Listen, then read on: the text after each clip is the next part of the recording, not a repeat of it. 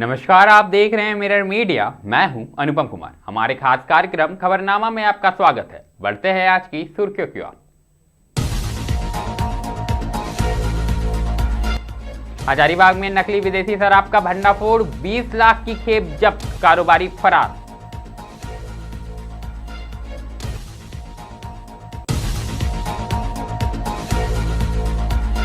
धनबाद में नशे की हालत में वाहन चलाने वालों की अब खैर नहीं, यातायात पुलिस ने कई वाहनों को किए जब्त।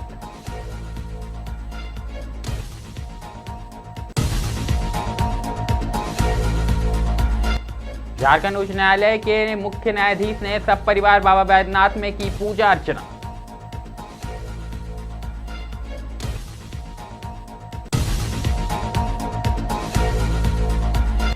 हजारीबाग में गीदी नया मोड़ रोड पर भीषण टक्कर, 2 हाईवा जलकर खाक, चालक की मौत।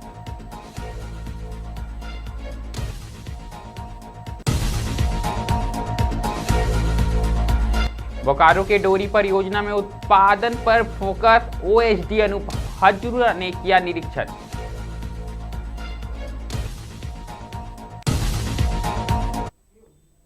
अब खबरें विस्तार से। सबसे पहले बात हम हजारीबाग की करेंगे, जहां नशा तस्करों के खिलाफ उत्पाद विभाग ने बीती रात एक बड़ी कार्रवाई करते हुए डहरभंगा गांव में छापेमारी की है। गुप्त सूचना के आधार पर टाटी झरिया थाना क्षेत्र के श्यामलाल साव के पुराने घर से 200 पेटी नकली विदेशी शराब जब्त की गई है, जिसकी अनुमानित कीमत लगभग 20 लाख रुपए बताई जा रही है। जानकारी देते हुए उत्पाद अवर निरीक्षक सुमितेश कुमार ने बताया कि शराब 350 ml और 180 ml की विभिन्न ब्रांडों में मिली। प्रारंभिक जांच में सामने आया है कि इस अवैध कारोबार का संचालन सुनील साव द्वारा ही किया जा रहा था। छापेमारी के दौरान मुख्य आरोपी फरार हो गया है। फिलहाल विभाग की टीम उसकी गिरफ्तारी के लिए लगातार अभियान चला रही है। इस कार्रवाई से इलाके में अवैध शराब कारोबारियों में हड़कंप मच गया।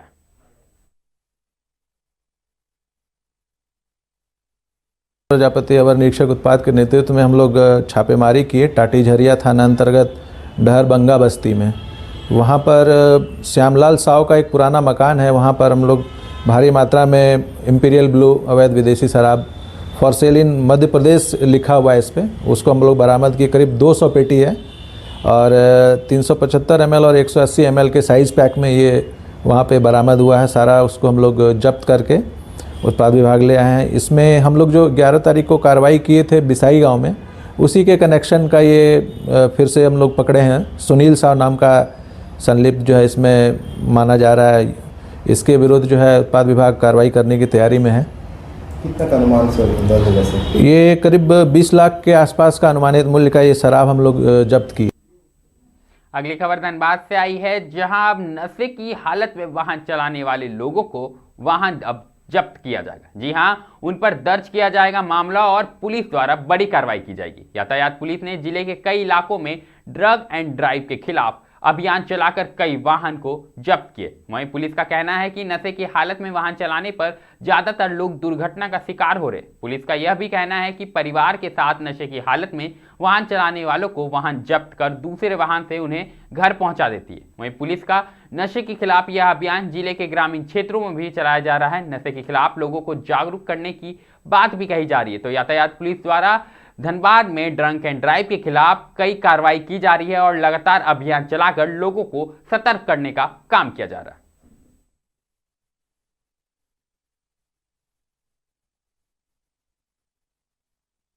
वो हम लोगों का बड़े पदाधिकारी के निर्देशानुसार जदा कदा चलते ही रहता है कि ड्रंक एंड ड्राइव का भी अभियान चल रहा है, जो धनबाद जिला के लगभग सभी संवेदनशील स्थानों पे चल रहा है, जिसमें एक स्थान ये CMRI गेट है, यहाँ भी चल रहा है। हम लोग वही ड्रंक एंड ड्राइव का चेकिंग कर रहे हैं। अभी तक 7-8 गाड़ियाँ नशे की हालत में चलाने वाले चालक के साथ जब्त किया गया है। आगे कार्रवाई की जा रही है। सर, लगातार यहाँ पर आप लोग अभियान चलाते रहते हैं, यहाँ भी लोग पकड़े भी जाते हैं। क्या पहले की अपेक्षा क्या लग रहा है, कुछ कमी आई है? थोड़ा सा तो सुधार हुआ है, लेकिन जितना होना चाहिए उस स्थिति में नहीं है। लोगों को और जागरूक होने की आवश्यकता है। और ये अभियान हमारा शहर नहीं, देहात इलाके में भी पूरे जगह चल रहा है। आज कहाँ चलाया जा रहा है अभी आप सराय ढेला जाएंगे, थाना मोड़ के पास आप धनसार तरफ चले जाएंगे, वहाँ भी चल रहा है मेरा चेकिंग। लगभग सब जगहों में चल रहा है।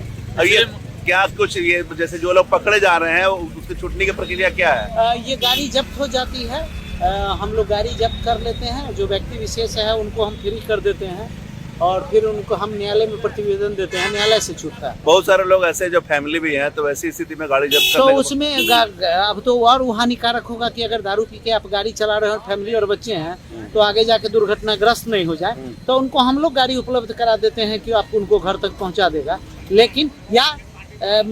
लेकिन हम लोग गाड़ी जब्त कर। क्या अपील करेंगे लोगों से? नहीं, लोगों से अपील है कि आप नशे के हालत में गाड़ी ना चलाएं, ताकि दुर्घटना नहीं हो सके। या तो आप दूसरे को प्रभावित करेंगे, जख्मी करेंगे, या खुद होंगे।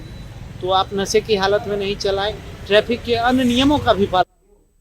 अब बात देवघर की करेंगे, जहां झारखंड उच्च न्यायालय के मुख्य न्यायाधीश तरलोक सिंह चौहान ने सब परिवार बाबा वैद्यनाथ धाम पहुंचकर बाबा की पारंपरिक विधि विधान के साथ पूजा अर्चना की। इस दौरान श्रृंगार पूजन व दर्शन भी किया गया। देवभूमि के इस पावन स्थली में मुख्य न्यायाधीश ने बाबा से आशीर्वाद ग्रहण किया। बाबा मंदिर में पूजा के दौरान मंदिर परिषद में विशेष श्रद्धा और गरिमा का माहौल नजर आया। जिले के वरीय अधिकारियों ने भी मुख्य न्यायाधीश का साथ दिया। इस दौरान प्रधान जिला एवं सत्र न्यायाधीश कौशल किशोर झा, डीसी नमन प्रियेश लकड़ा, एसपी कुमार सौरभ सहित कई अधिकारी मौजूद रहे। वहीं मुख्य न्यायाधीश के आगमन को लेकर मंदिर प्रशासन और जिला प्रशासन की ओर से विशेष व्यवस्था देखने को मिली। अधिकारियों ने पूरे विधि विधान के साथ अतिथियों का स्वागत किया और मंदिर परिसर में सुचारू व्यवस्था सुनिश्चित करने की बात कही।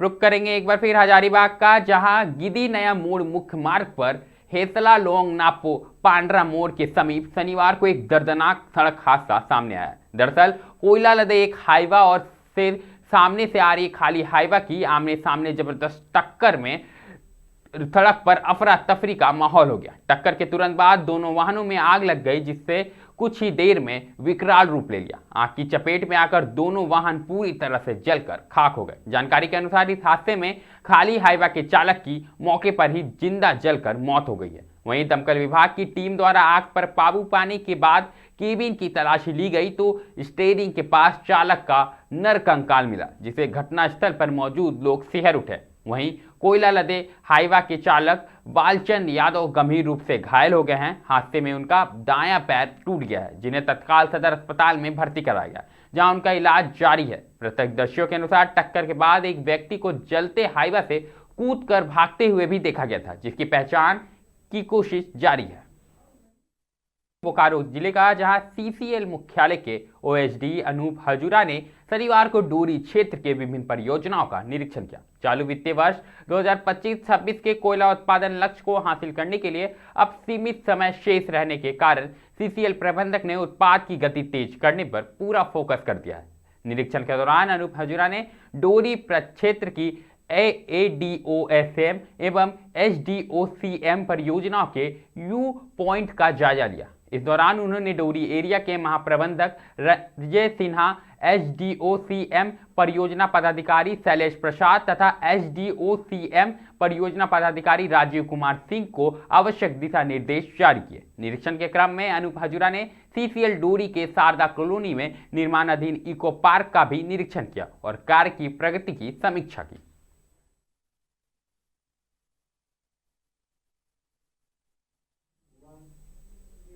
अब रुक एक बार फिर धनबाद का करेंगे, जहां सराई ढेला स्टील गेट स्थित दुर्गा मंदिर एवं शिव मंदिर प्रांगण में शनिवार से 7 दिवसीय धार्मिक अनुष्ठान हर के आंगन में हरि की कथा का शुभारंभ हुआ है। इस अवसर पर निकाली गई विशाल कलश यात्रा ने पूरे क्षेत्र को भक्तिमय माहौल में भर दिया।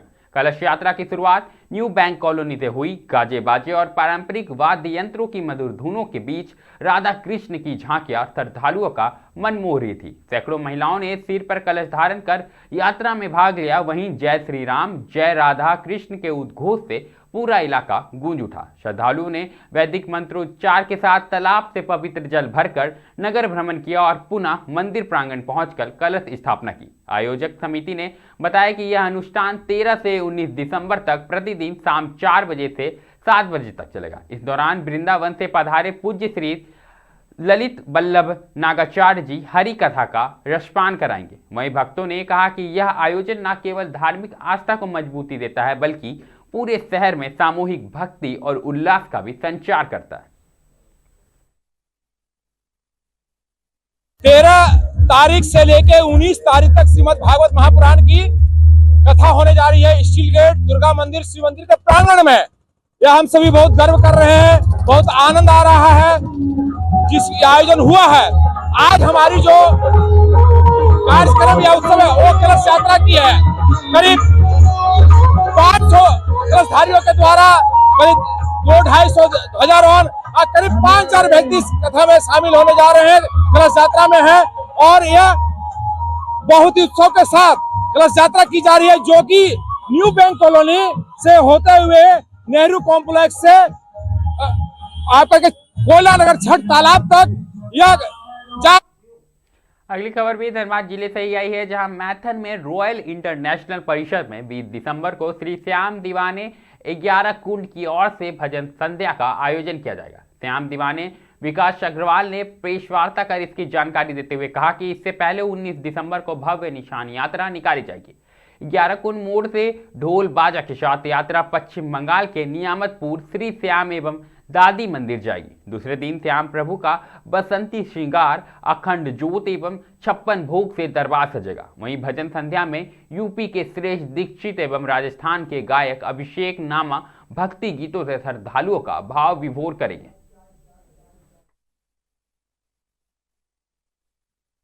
श्री श्याम दीवाने 11 कुंड के सभी मेंबर्स के तरफ से कोनांचल और शिल्पांचल के सभी श्याम प्रेमियों को जय श्री श्याम। अपार हर्ष हो रहा हमें यह बताते हुए कि हर वर्ष की तरह इस वर्ष भी श्री श्याम दीवाने 11 कुंड अपना 9वां श्री श्याम फागुन अमृत महोत्सव आगामी 19 दिसंबर और 20 दिसंबर को मनाने जा रहा है। इस 2 दिवसीय उत्सव को हम लोग भव्य और बहुत ही धूमधाम से मनाने जा रहे हैं, जिसमें 19 दिसंबर को भव्य निशान शोभा यात्रा 11 कुंड आशीर्वाद मैरिज हॉल से श्री श्याम एवं दादी मंदिर नियामतपुर धाम तक पैदल जाएगी। इस निशान शोभा यात्रा में बाबा का भव्य दरबार गाजे बाजे के साथ महिलाएं, पुरुष और बच्चे भव्य निशान के साथ पैदल श्री श्याम और दादी मंदिर नियामतपुर धाम तक पैदल जाएंगे, जहां पूरे रास्ते सभी श्याम प्रेमियों के लिए जलपान की व्यवस्था की जाएगी। और आगामी 20 दिसंबर को भव्य भजन संध्या का आयोजन रॉयल इंटरनेशनल चिरकुंडा संजय चौक मैथन में किया जा रहा है। इस भजन संध्या में बाबा का भव्य दरबार, भव्य पंडाल बनाया जाएगा, जहां बाबा का अलौकिक श्रृंगार और 56 भोग लगाया जाएगा। इस भजन संध्या में कोनांचल और शिल्पांचल के सभी श्याम प्रेमियों को और श्याम बाबा को रिझाने के लिए हमारे बीच प्रसिद्ध भजन कलाकार जयपुर से अभिषेक नामा जी और कानपुर से श्रेष्ठ दीक्षित जी हमारे बीच मौजूद रहेंगे, जो अपने बहुत ही भाव भरे भजनों से श्याम बाबा को और सभी श्याम प्रेमियों को रिझाएंगे। अतः इस श्याम यात्रा और इस श्याम महोत्सव में कोलांचल और शिल्पांचल के सभी श्याम प्रेमी श्याम भक्तगण सादर आमंत्रित हैं। आप सभी इस आयोजन में पधारें और बाबा को भजनों से रिझाकर अपनी अर्जी लगाकर बाबा का आशीर्वाद प्राप्त करें और पुण्य के भागी बने। जय।